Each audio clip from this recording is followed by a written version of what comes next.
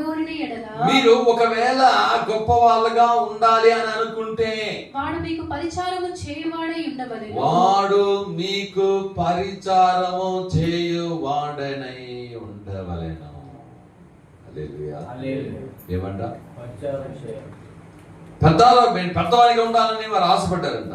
సరే, మీరు లోకంలో ఉన్నవారు నాకు అది కావాలి, నాకు ఇది కావాలని అనుకుంటారు. మీరెందుకు అలా లోక కార్యాలు? ఒకవేళ నువ్వు అలా ఉండాలనుకుంటే నువ్వేం చేయాలంట? పరిచారం చేయాలంట. ఏం చేయాలంట? వాళ్ళకు మీరేం చేయాలంట?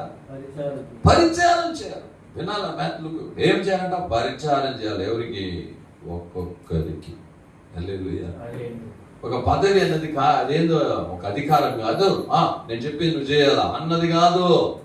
నువ్వు వెళ్ళి అందరికి ఏం చేయాలా? పని చేయాలా, పరిచర్య చేయాలా. అది దేవుడు ఇక్కడ చెప్పేది. నువ్వు గొప్పవాడున్నాను అనుకుంటే అందరికి వెళ్ళి పరిచారం చేయి, అందరికి పని చేయి. హల్లెలూయా. ఈ లోక అధికారం వేరే, దేవుడు మనకిచ్చే అధికారం వేరే. ఈ లోక అధికారి వాడు గమ్మున ఆఫీస్లో ఉంటాం, మానేసుకొని 10 మంది వెళ్తారు. వస్తే రా, రాకపోతే పోయా అంటాడు. కానీ దేవుడిచ్చే అధికారం ఏమి? నువ్వు పోవాలి. హల్లెలూయా. ఏమే?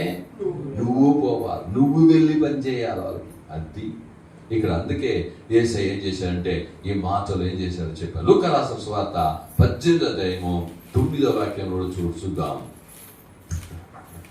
తామే నీతిమంతులమని తమ్ము నమ్ముకొని ఇతరులను, తామే నీతిమంతులని తమ్ము నమ్ముకొని ఇతరులను తృణీకరించు కొందరితో ఈయన ఉపమానము చెప్పెను. కొందరితో ఈ ఉపమానము చెప్పెను.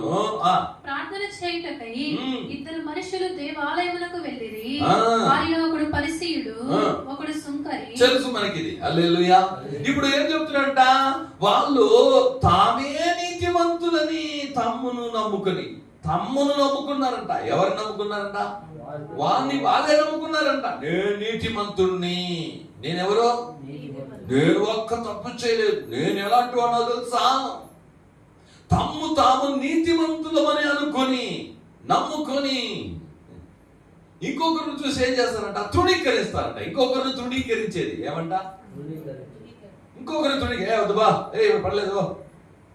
యేసయ్య చెప్పండి, నా దగ్గర వచ్చు వానిని నేను త్రోసి వేయను. యేసయ్య చెప్పాడు, నా దగ్గర ఎవరన్నా రావచ్చు, ఎవరిని నేనేం చేయను?